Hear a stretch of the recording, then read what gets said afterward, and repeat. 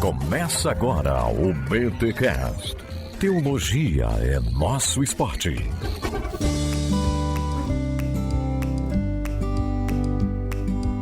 Olá, galera. Começa agora mais um BTcast de número 470. Eu sou o Adriano Alencar, de Brasília, e sou aluno da Escola Bibotalk de Teologia. Eu sou Rodrigo Bibo e, rapaz, ainda bem que eu nunca fui general de guerra, porque eu não ia conseguir fazer aqueles discursos inspiradores. Spartan! Tipo, mano, ia ser muito desmotivacional, a galera ia morrer antes de chegar na batalha. Eu sou o Erlan Tostes e já dizia o poeta, tuas ideias não correspondem aos fatos. Caraca, lembrei de Ralph Emerson, acho que é esse o nome do cara, né? Tem um pensador chamado Ralph Emerson, não tem? Que ele diz o seguinte, tomara, mas é Emerson, alguma coisa é Emerson. O que você faz é tão alto que eu não consigo ouvir o que você está dizendo. Boa. Caraca! Como se tornar um líder servidor. Os princípios de liderança do monge executivo de James Hunter. Cara, eu nunca esqueci dessa frase. Não vivo ela plenamente, mas também, né? Eu decorei o discurso, pelo menos.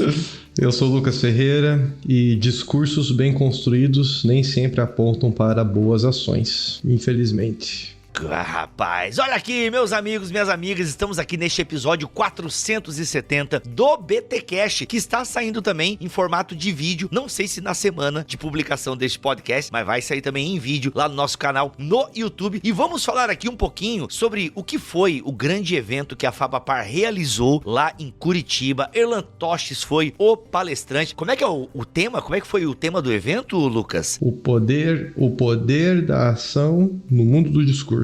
O poder da ação no mundo do discurso. Erlan Tostes foi um dos palestrantes lá, então foi um evento muito legal que você pode conferir, inclusive, no YouTube da Faculdades Fabapar, tá bom, gente? Você vai ter lá as palestras disponíveis no YouTube da Fabapar, então sensacional. E aqui a gente traz um suprassumo, um suquinho do que foi esse evento. Isso aqui com o Lucas, professor da Fabapar, já gravou com a gente sobre cultura pop. Erlan Tostes, da casa, líder dos Ovelhas Elétricas, então vai ser um papo muito legal. Vamos falar sobre discurso, a beleza do discurso e ao mesmo tempo a ação, né? Nem sempre o discurso corresponde à ação, e aí, como é que fica esse negócio de falar é fazer, como é o título desse episódio? Deveria, mas nem sempre é. Vamos entender um pouquinho tudo isso dentro da dinâmica das escrituras, da sociedade. Estamos aqui com o Erlan Tostes, filósofo, o cara manja, vai ser top. Mas antes, os recados paroquiais.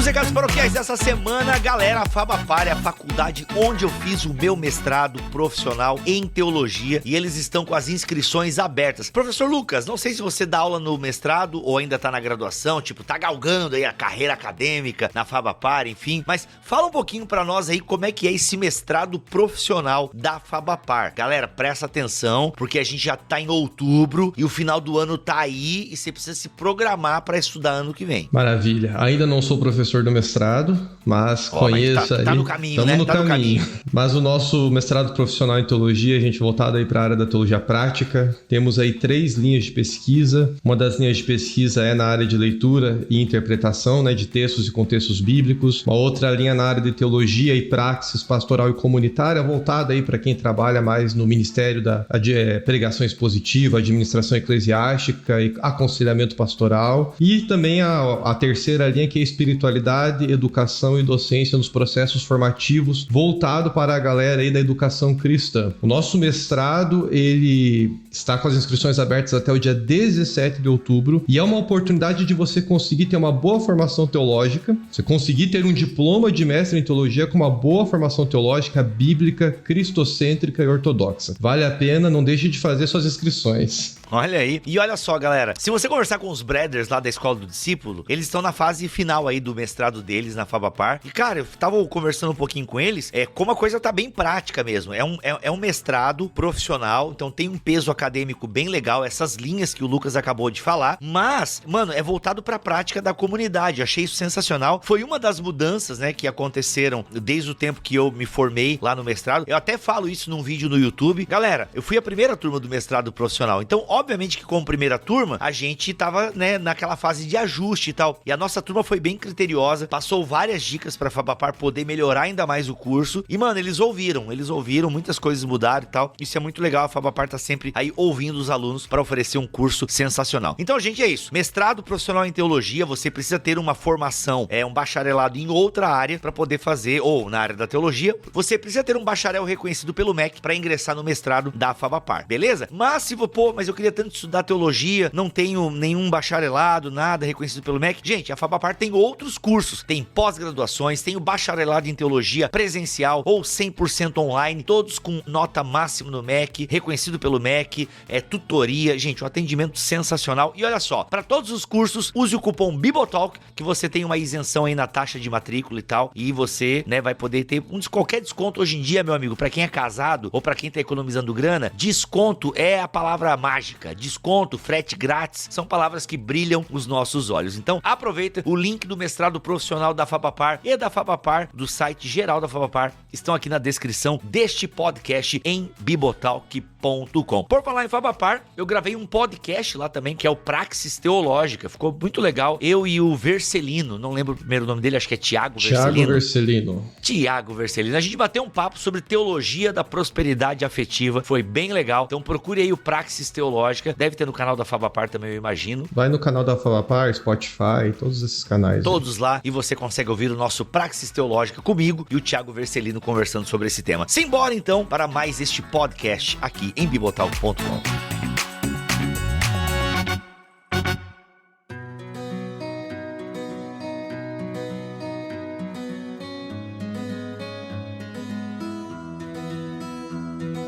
Muito bem, meninos, e aí? Eu quero saber o que a gente vai falar, o poder do discurso no mundo da ação, não, como é que é? O mundo da ação e a falta de discurso? Não, muito discurso e pouca ação? Não lembro, é mais ou menos por aí. Qual que é o tema, professor Lucas, que a gente vai tratar aqui para poder pensar um pouquinho junto com as provocações feitas pelo nosso amigo Erlan? O nosso Fórum Teológico, ele quis tratar justamente desse desafio que é nós colocarmos em ação muitas coisas que estão no nosso discurso. Nós vivemos numa sociedade que cada vez mais tem demonstrado um apreço muito grande pelo discurso, pela síntese de ideias, pelo discurso que vem já influenciado de certa forma por uma tendência ideológica, por pretensões particulares do indivíduo que está discursando. E a nossa sociedade tem cada vez mais ouvido o discurso e deixado um pouco de lado, no caso dos cristãos, aquilo que deveria ser a nossa fonte principal de referência, que não são os discursos construídos, mas sim a própria escritura. E aí, como que eu vivo como um cristão, como que eu ajo como um cristão, quando a minha vida está recheada de discursos e talvez nem tanto de escritura? Como lidar com esse tipo de situação? E aí, Erlan, obviamente que é legal essa introdução, porque a gente fala a partir das escrituras. E a palavra é uma coisa muito séria na Bíblia Sagrada, né? A questão da palavra. Não estou dizendo que a palavra tem poder, como essa galera da batalha espiritual espiritualiza, mas nós somos um povo da palavra e nós temos um Deus que por meio de discurso cria as coisas, né? Se Aslan, ele cria cantando, o nosso Deus cria falando, né? Então o discurso é algo muito importante pro povo da Bíblia. Como é que, né? E aí, beleza, o discurso é uma coisa importante, mas como é que a Bíblia entende a questão do discurso por meio dessa provocação do professor Lucas? Muito bom ter citado, Bibo, que Deus cria o mundo falando, né? Que ele fala, haja luz, haja, os vários hajas que existem em Gênesis vão criando. Então, Deus, ele não compartimentaliza as coisas, o discurso e a ação, né? Para Deus, discursar é agir. A palavra é o poder. Então, o verbo se encarna. É muito curioso essa perspectiva, né? A gente, inclusive, eu tô adiantando já o insight lá do final, né? De que Jesus é a palavra que é a ação. Mas a gente verifica que existe um descolamento, e aqui é inevitável não associar com a queda, né? A queda é... Não, peraí. É que agora tu já deu esse spoiler, caraca, a minha cabeça, ela deu aqui, uma vertigem sináptica.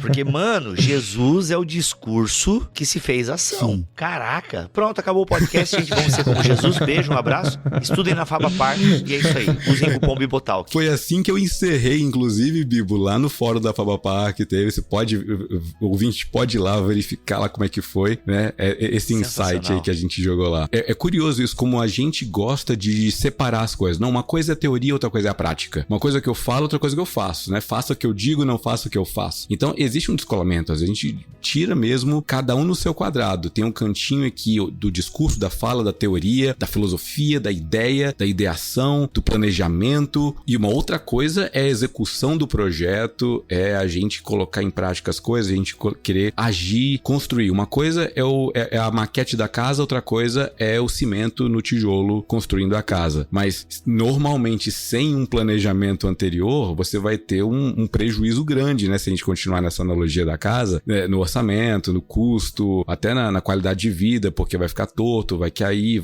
enfim, é uma estrutura ruim. Então, a gente tem que haver uma união entre as duas coisas, né? O que a gente fala gera vida, né? Segundo Provérbios, né? Provérbios 18, 21, a língua tem poder sobre a vida e sobre a morte. Os que a usam habilmente serão recompensados. A gente colhe o que planta. E se a gente planta palavras que não correspondem com a nossa vida, uma hora a conta chega. E não é muito legal a gente ir por esse caminho. Então, acho que a proposta aqui é a gente querer retornar à perspectiva de que palavra é ação. De que o que a gente fala tem que estar alinhadinho, harmonicamente ligado às ações que a gente faz. Uma coisa que eu acho interessante, que você tinha feito a pergunta até de quanto isso tem impacto na Bíblia, né?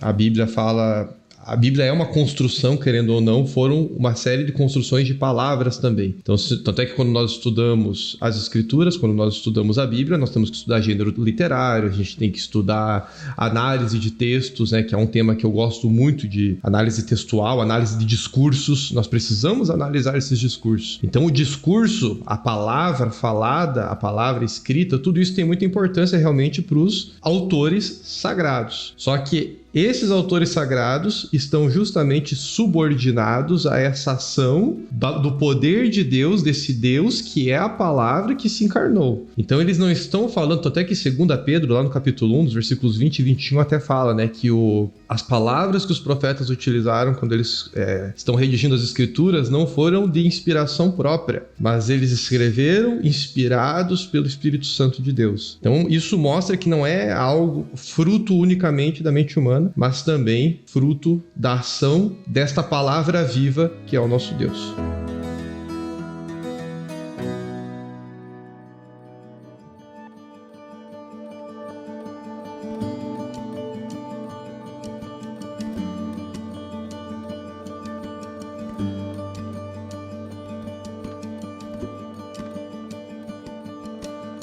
Agora, o Erlan, ele deu aquela provocada né, a gente parar de fazer essa separação entre aquilo que falamos e aquilo que fazemos, né, de alguma forma, porque a Bíblia evoca essa ideia, né, quem tem ouvidos para ouvir, obedeça. A gente já falou isso aqui em vários momentos quando explicamos as parábolas aqui em bibotalk.com, né, essa ideia de, cara, ouvir na mentalidade hebraica era obedecer, porque como é que você não obedece uma coisa que você tem ciência de que é para fazer? A gente em algum momento aqui vai citar Tiago também, tipo, como é que você pode saber o que é certo, você sabe o que é certo a fazer e não faz, né? Tipo, Tiago fica, cara, eu não consigo entender. Mas ao mesmo tempo, Tiago não entende, a gente também somos caídos.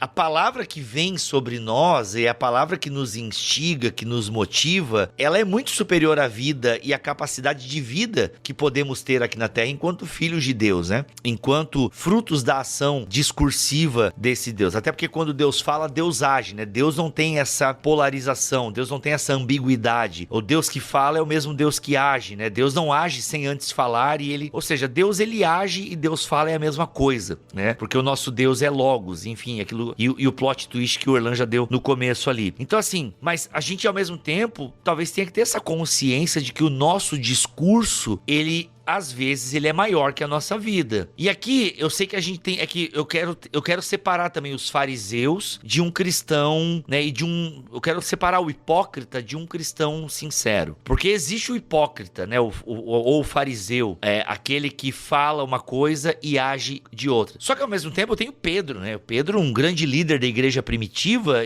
que é acusado de hipocrisia por Paulo no capítulo 2 de Gálatas. Então assim, é legal a gente trazer também essa ideia de que, mano, em algum momento momento o meu discurso vai ser mais bonito que a minha prática. Então, como é que a gente equilibra isso, né? Porque, por exemplo, quando um grande líder cai, vocês vão entender onde eu quero chegar. Mano, se a gente descobre que o Tim Keller, sei lá, ele tem uma amante, ó, desculpa, prazer, meu nome é Jennifer, eu sou amante do Tim Keller há 20 anos. Cara, meu Deus... Com certeza ia dar um nó no estômago e tal. Mas, mano, a gente também não fala que o pessoal que a gente é pecador. Enfim, eu tô dando uma mistureba aqui, mas vocês sabem onde eu tô querendo chegar? Mais ou menos, assim, que às vezes o nosso discurso, ele vai ser, em algum momento, maior do que a nossa vida. Porque a gente fala de um caminho perfeito, né? E nós somos imperfeitos. Ou eu tô querendo arrumar desculpinha aí pro meu pecado. Me ajudem. Pode ser também. Vai que eu tô só lançando essa aqui pra vocês, né? Mas eu acho que aí entra a importância até de nós entendermos que, apesar do discurso ser maior do que a ação, onde estão as nossas intenções? Onde estão os nossos propósitos? Porque isso influencia na construção do discurso.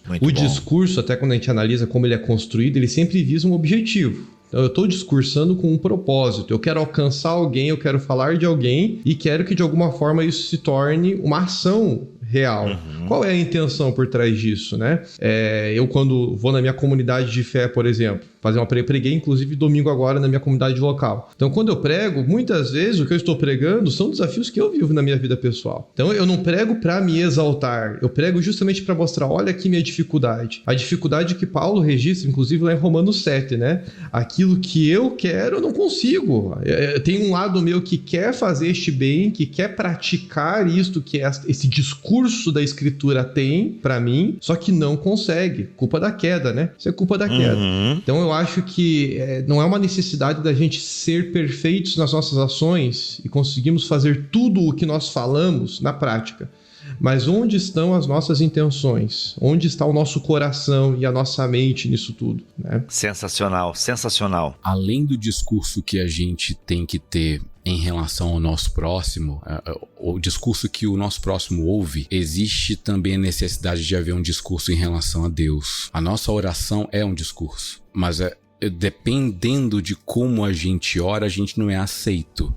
Tem oração que Deus rejeita, tem coisa que a gente fala que é bonita, mas o coração tá podre e a gente não quer consertá-lo, tirar esse coração de pedra, colocar um de carne. Se a gente é circuncidado no coração, ninguém circuncida a pedra, tem que ser carne. E é necessário essa vulnerabilidade, e inclusive no discurso, na hora de falar, a gente precisa fazer isso. Então, acho que a primeira coisa é a gente tá disposto a fazer o que a gente fala que tem que fazer. É a análise do discurso.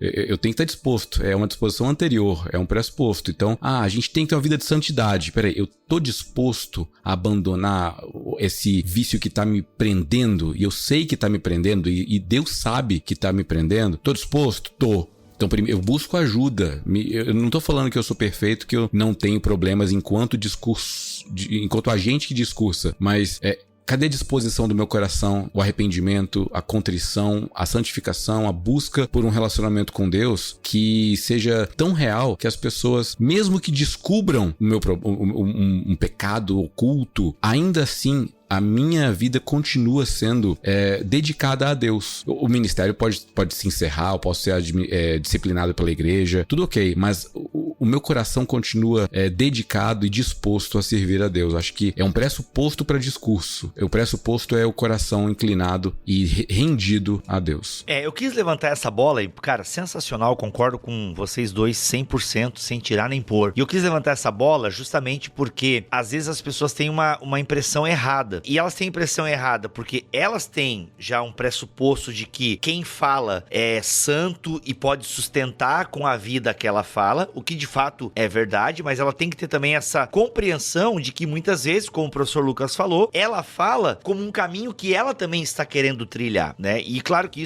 essa humildade, né, na pregação, isso transparece. Você não prega como quem está de cima de um púlpito, olhando para os pecadores que estão na beirada de cair ao inferno. Não, você prega como um igual, né? Mas a galera tem essa ideia porque tem pregadores que às vezes se colocam mesmo nesse lugar do super discurso e tipo, não, e eu sou assim, e toda hora o cara se usa como exemplo, né? Ou a mulher se usa como exemplo, enfim. E isso é extremamente problemático, porque às vezes a gente se coloca num lugar mesmo de super-homem, de super-mulher, né? Então eu quis levantar essa bola para as pessoas terem aquela ideia de que, cara, o discurso, ele tem que ser mais bonito que a nossa vida, em última análise, porque a gente prega coisas, sabe, superiores. Mas, obviamente, como o Erlan bem pontuou, o meu coração está inclinado para esse caminho superior, e não é um mero discurso que eu aponto pro caminho superior, mas intencionalmente eu tô caminhando para outro lado e tal. Que daí é o hipócrita inveterado, não? Como é que é? O hipócrita já na alma, né? No coração. Diferente de uma atitude hipócrita que qualquer cristão pode ter, assim como Pedro teve, assim como eu e você já tivemos em algum momento.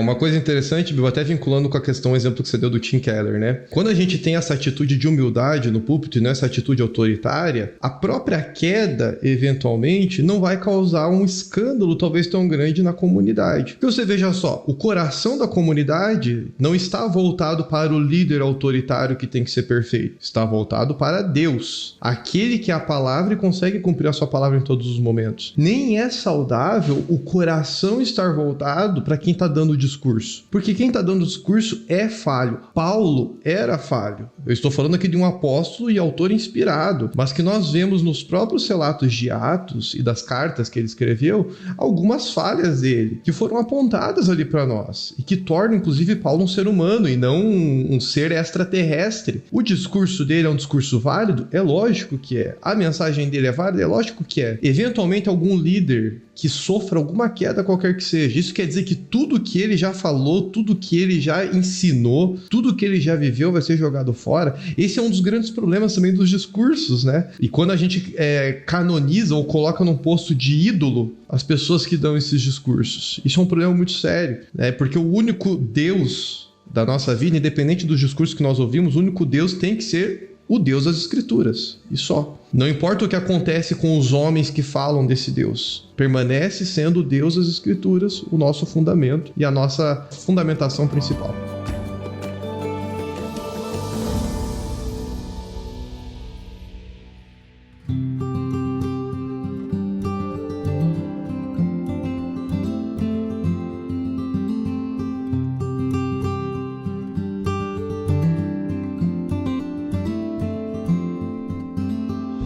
Lucas, mas aí me aponta de novo para uma questão. Com isso, a gente não está dizendo olhe somente para o discurso. O orador também é importante nessa história toda, né? Porque assim, a gente se escondeu por muito tempo naquela frase: não olhe para mim, olhe para Jesus. Isso é verdade, não olhe para mim, olhe para Jesus. Mas ao mesmo tempo, eu não posso negar, porque o próprio Paulo fala que nós somos carta. Não tem um texto assim de Paulo que ele fala que a gente é tipo carta viva? Eu lembro da música do Marcos Almeida, com a menina lá que eu não lembro o nome agora, e eu não lembro nem da música, mas é cartão postal, carta de Deus. Essa ideia de que o orador, aquele que discursa, também tem uma parte importante na mensagem, né? Então, de alguma forma, olhe também para minha vida, mas obviamente que o meu discurso não é sustentado só por mim, ele é principalmente sustentado por aquele que é o autor do discurso. Mas não tem um texto de Paulo aí, que nós somos carta, eu tô viajando porque eu ouvi na musiquinha? Sim, tem, isso é 2 Coríntios capítulo 3, aqui no verso 3, ele fala: sem dúvida vocês são uma carta de Cristo que mostra os resultados do nosso trabalho em seu meio, escrita não com pena e tinta, mas com o Espírito do Deus vivo, e gravada não em tábuas de pedra, mas em corações humanos. Meu Deus, cara. Nós somos enviados. Não, a perspectiva completa, né? A tinta, as analogias, os signos que o Paulo usa, as analogias de tinta ser o Espírito que está selado em nós e está escrito não em tábuas de pedra, né? Não com um coração de pedra, mas um coração disposto, um coração de carne disposto a ser escrito. Então, a nossa vida reflete aquilo que a gente fala, a experiência que a gente teve de transformação, de renovação, de justificação, todos esses aspectos da salvação estão visíveis. Nós somos um outdoor, né? Abacuque 2:2, se eu não estiver enganado, vai falar que Deus manda colocar numa placa gigantona na estrada para todo aquele que passe, veja a mensagem do Senhor. Nós. É o primeiro outdoor da história. É o primeiro outdoor, é Deus publicitário. Quem passar correndo possa ler, isso, né? Isso. Então, essa perspectiva de que nossa vida é o outdoor pro mundo. Inclusive, assim, tem aquela frase, eu não sei se é São Francisco de Assis, que é prega o evangelho o tempo todo, se necessário use palavras.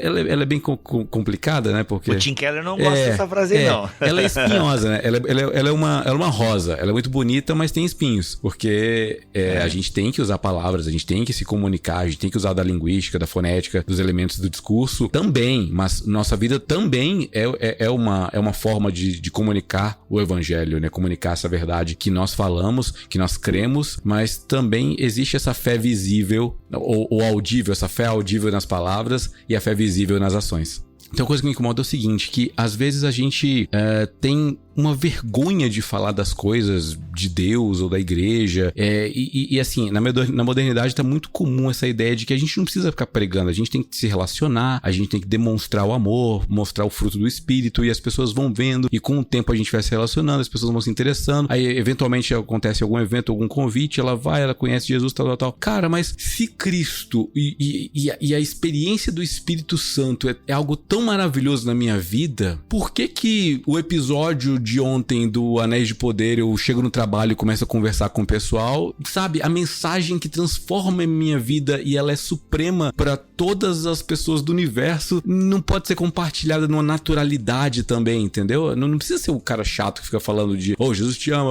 Jesus vai pro inferno. Não, é um tipo de coisa assim que não tem um pingo de sabedoria. Mas sabe, compartilhar com amigos, tá aqui trabalhando, despachando aqui um processo, de repente, cara, ontem o pastor falou uma mensagem tão bonita, cara, me tocou tão bonito, eu comecei lacrimejei ali, foi muito bonito. A gente, não sei, na experiência de vocês ou de quem tá ouvindo, mas é raro eu ver isso, tipo de conversa assim, a não ser quando é crente com crente. Aí a gente tem um aval pra poder conversar sobre isso. Mas a gente, sei lá, eu vejo uma resistência pra conversar com um não crente, né, sobre assuntos que são muito importantes pra nossa vida, entendeu? Então a gente falta o discurso nesse caso, entendeu? A gente tem a ação bonita, a gente tem a ação ética, tem a moral ilibada, mas o discurso não chega na página 2. O que vocês acham? Sim, e concordo plenamente, e assino embaixo o que o Keller fala, né? Ele cita também essa frase que é atribuída a São Francisco de Assis, e de fato não é suficiente só dar bom exemplo, porque tem muita gente que não crê em Cristo e dá bom exemplo, é um ótimo cidadão, é uma ótima cidadã, enfim, então não é suficiente você só ser educado. Aliás, já é uma coisa muito boa, né? Porque a gente tem cristãos, e às vezes até mesmo a gente dá umas patinadas aí, no sentido de que nem bom cidadão a gente é, mal educado, não dá bom dia, trata o garçom como se ele fosse o teu empregado, né? Então a gente tem uma série de coisas aí que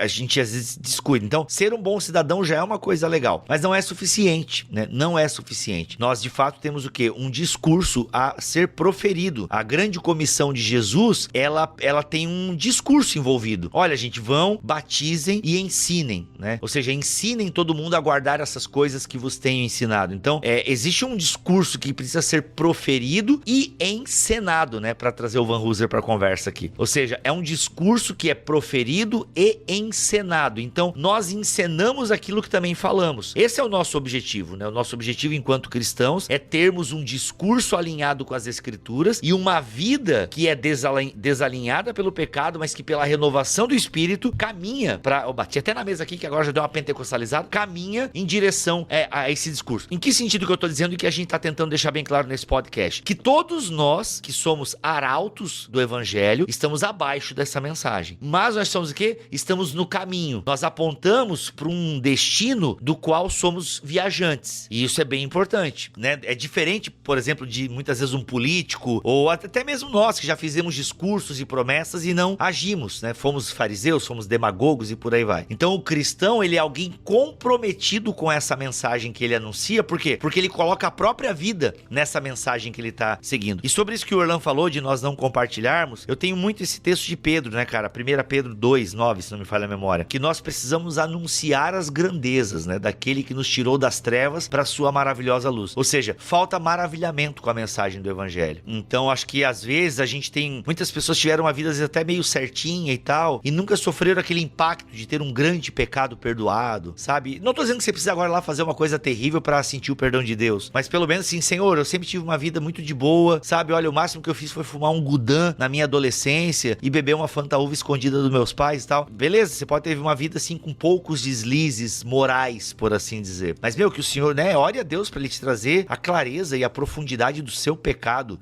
A razão que fez Jesus Cristo morrer pendurado na cruz, pra que você possa ter esse maravilhamento. E aí você pode continuar sendo uma pessoa educada, polida, bacaninha, gente boa, mas que passa a ter também agora um discurso, né, desse maravilhamento do que aconteceu na sua vida e esse efeito do evangelho em você, né? Gostaria de reforçar também essa questão do discurso e da ação caminharem juntos. O texto de Paulo lá em Romanos, Paulo ele diz para nós assim, que a fé vem pelo ouvir e o ouvir da palavra de Deus, ou seja, tem que ter palavra falada, porque se eu só praticar algo, corre o risco de eu virar o ídolo.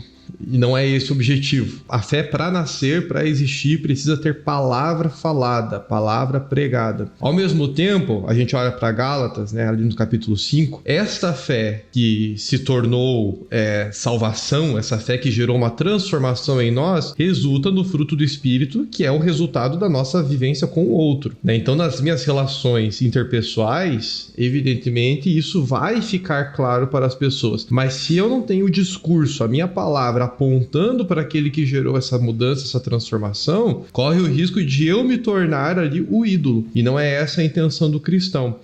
Pegando também um gancho de Paulo aqui, lembrei também de 1 Tessalonicenses 1, quando Paulo diz lá no versículo 8, porque partindo de vocês propagou-se a mensagem do Senhor na Macedônia e na Acaia, e não somente isso, mas também por toda parte tornou-se conhecida a fé que vocês têm em Deus, e o resultado é que não temos mais necessidade de dizer algo sobre isso, porque eles mesmos relatam de que maneira vocês nos receberem, como se voltaram para Deus, deixando os ídolos a fim de servir ao Deus vivo e verdadeiro. Eu tenho certeza que a igreja de Tessalônica, eles não apenas conseguiram praticar o amor de tal forma ali na Grécia, mas eles conseguiram falar deste amor, falar de Jesus Cristo, de tal forma que Paulo, que foi o fundador da igreja de Tessalônica, não precisava discursar de novo ali naquela região da Grécia, porque os tessalonicenses já conseguiram, com discurso e com ação, propagar a mensagem de Deus, de tal forma que Paulo não precisava dizer mais nada. Discurso e ação caminhando juntos aqui na igreja de Tessalônica, né? Então o próprio apóstolo mostra para nós que isso precisa ter um caminhar alinhado. Discurso e ação. Discurso sem ação é vazio. Ação sem discurso também é vazio. E não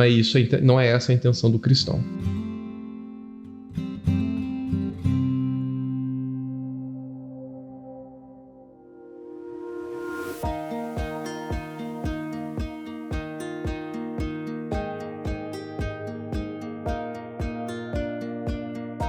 A gente chega agora no terço final do podcast. Se isso aqui fosse um filme, que a gente já tava no final com a música do Mad Max aqui, com o pessoal nos carros no meio da guerra, o terço final aqui já puxando o encerramento. E a grande questão... Witness! Witness, brothers! Witness! Então, a grande... Aliás, desculpa, eu lembrei foi trazer esse filmaço, pra mim um dos melhores filmes de ação do século XXI, Mad Max. Eu achei sensacional. E eles berram, né? Witness. Witness me, brothers! Né? Tipo, testemunho comigo. E, cara, isso é muito louco, porque é um discurso que tá apontando pra uma ação, né? Que, cara, loucura, não faça isso em casa. Mas é bacana. Olha o gancho aí, olha o gancho aí. Olha o gancho aí. O pessoal do Ministério de Louvor não pode ouvir isso aqui não, porque tinha uma guitarra atacando fogo, né? Na frente dos carros, na frente do caminhão. Sensacional. O foco aqui é como a gente pode levar agora um discurso que ajude as pessoas que estão ouvindo a praticar uma forma alinhada entre o próprio discurso e a ação, ou pelo menos a fé que eles confessam com a boca e a fé que move o coração para praxis, né? Eu acredito que a gente pode ir pelo caminho do amor. O amor primeiramente a Deus, porque se eu amo a Deus, eu quero fazer aquilo que o agrada.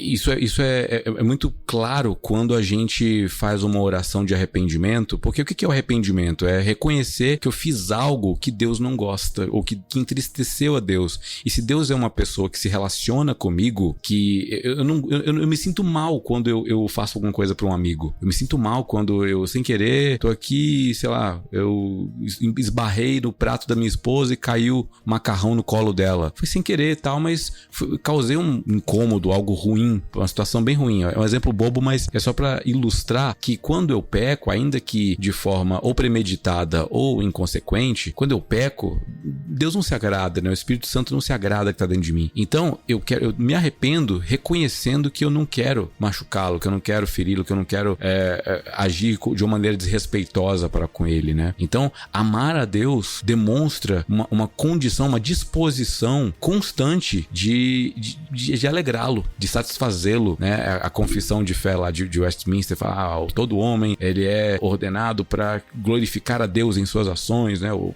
enfim, alguma coisa assim. Não sou presbiteriano, mas a gente vê que é uma disposição que é anterior à ação, à emoção, à razão, à prática, ao discurso, é a disposição do coração. Então, tendo um coração contrito, o Senhor se agrada. Tendo um coração que está disposto a servi-lo, a amá-lo, o Senhor se agrada. E isso se manifesta agora de forma externa, quando o outro se relaciona comigo. Então, as ações que eu faço para o outro são para agradar a Deus, glorificar a Deus, mas também para ajudar e servir o meu próximo, né? A grande lição do samaritano. Eu fui só um parênteses, eu fui numa igreja aqui em Brasília, onde o Kenner Terra veio pregar, e eu fui lá ver ele pessoalmente. Ele pregou a parábola do bom samaritano. Ele teve um insight sensacional, que é o sacerdote e o levita passaram à distância, mas o samaritano, ele viu que ele estava no beira do caminho, se aproximou e viu que estava vivo, porque o texto fala que estava como morto, estava parecendo morto, quase morto, mas o samaritano viu que estava vivo quando se aproximou. Falta uma aproximação, né? Uma aproximação, inclusive, das pessoas, de Deus e das ações aos nossos discursos. Então, como que a gente faz isso, encerrando minha fala? A gente faz isso amando Deus, amando o próximo, servindo a todos. Dá-me um coração igual ao teu, meu mestre. Eu lembro essa música toda hora. Coração disposto a obedecer, cumprir todo o teu querer. Dá-me um coração igual ao teu.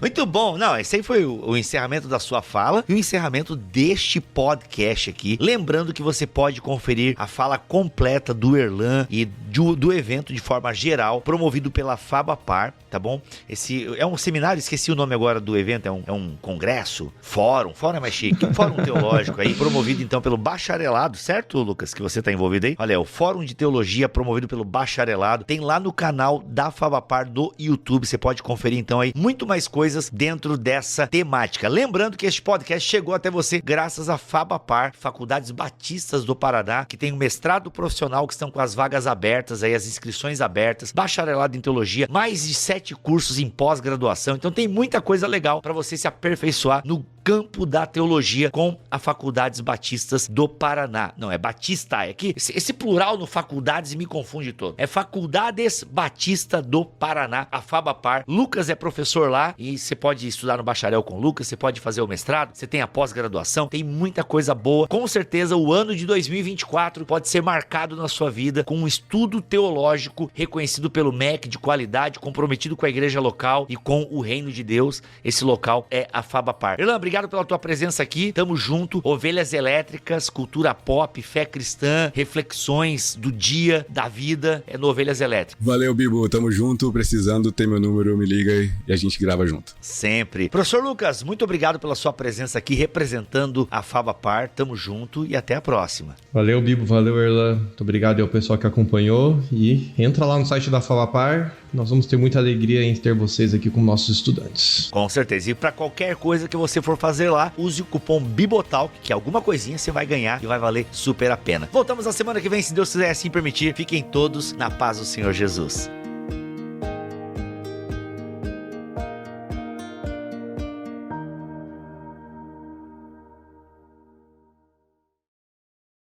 Este podcast foi editado por Bibotalk Produções.